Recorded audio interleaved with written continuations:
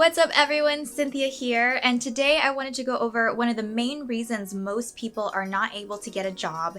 And at the end of this video, we're gonna go over a simple tip you can use to stand out as a candidate, get offers at top companies, or even get hired at a place that previously rejected you. I know when it comes to the job search, it can feel hopeless, confusing, chaotic, and scary.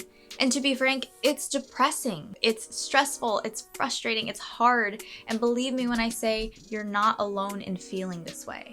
I've never met one person who had a great experience and was like, wow, that was easy, breezy, beautiful, cover girl.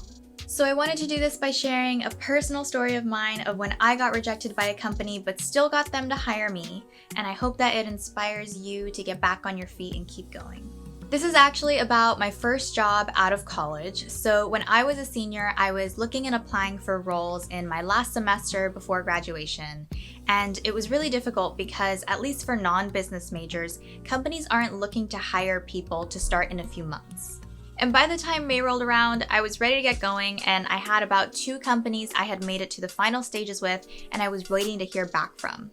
But then I stumbled across a job posting on ZipRecruiter for a startup tech recruiting company in LA that was super close to where I lived. And I fell in love with this company right away. It had everything that I wanted, like a social mission, an opportunity to help people. The job was part recruiting, part career coaching, part relationship building, and you could work with different tech companies as clients. It had everything. Why am I clapping? I was obsessed. I stalked out of them. I'm talking Instagram, their articles, their website, their entire team, and their personal social medias, anything I could find on the CEO, and then I applied.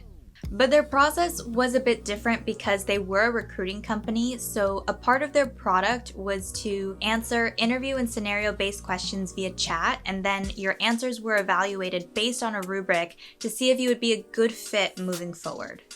Long story short, I was told that my fit had come out to 60% and I wouldn't be moving forward because they were looking for someone to score around 70 to 75%. I don't remember the exact number, but the point was I didn't hit it, which was disappointing because at the time it really felt like my dream job and the right next step in my career. And so I spent about 5 seconds being sad about it, and I realized I wasn't going to be able to let this go unless I knew I had done all that I could.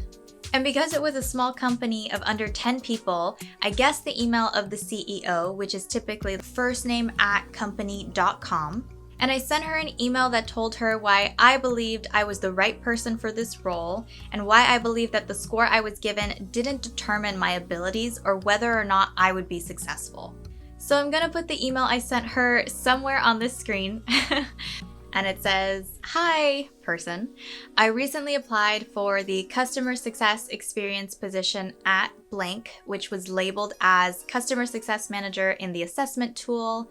On Friday, I was informed that my fit score came out to 60% and I will not be moving forward to the next round of the interview process.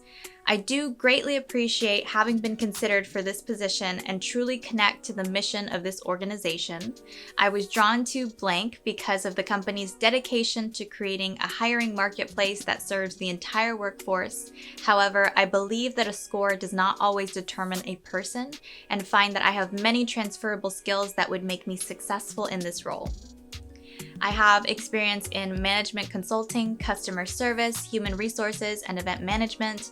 In addition, I worked in the Career and Professional Development Office where I advised students on their career development, identified employer engagement opportunities, and assisted in the operations of career-related events centered on diversity and inclusion within the workforce. I have provided my LinkedIn profile with my full employment history and a link to my personal website below for your consideration.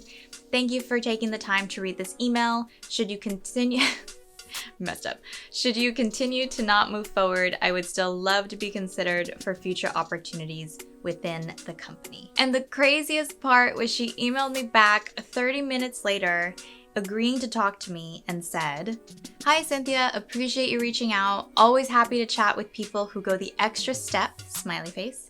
Can also give you an insight on how our fit is calculated and how we came up with this approach. Feel free to find time on my Calendly for this week. Talk soon."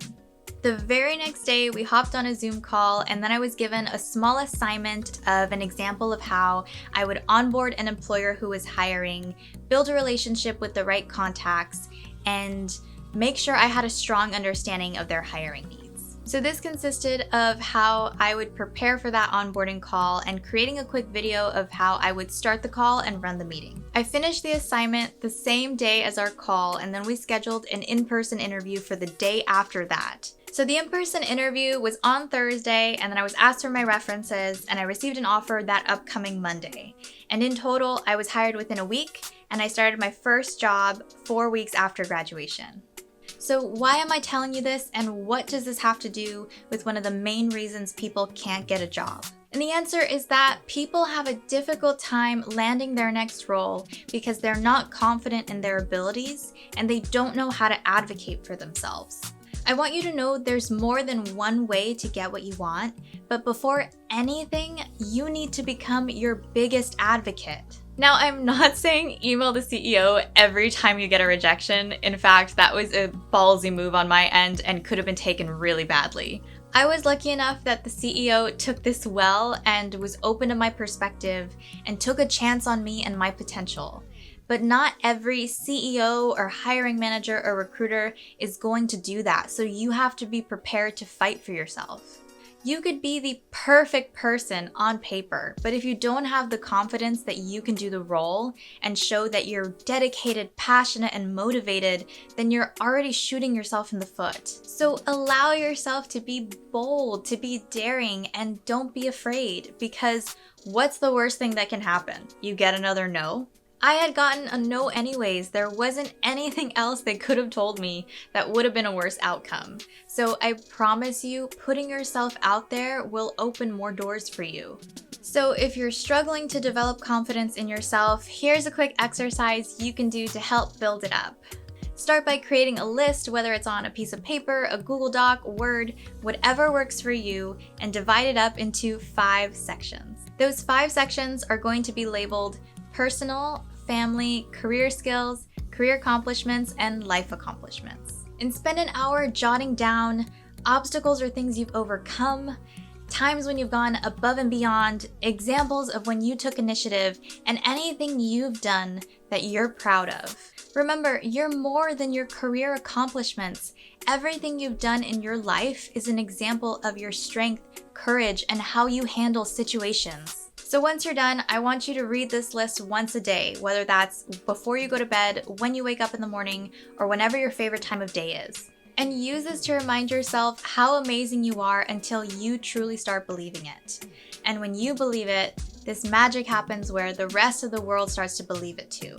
So thank you to those of you who made it to the end of this video.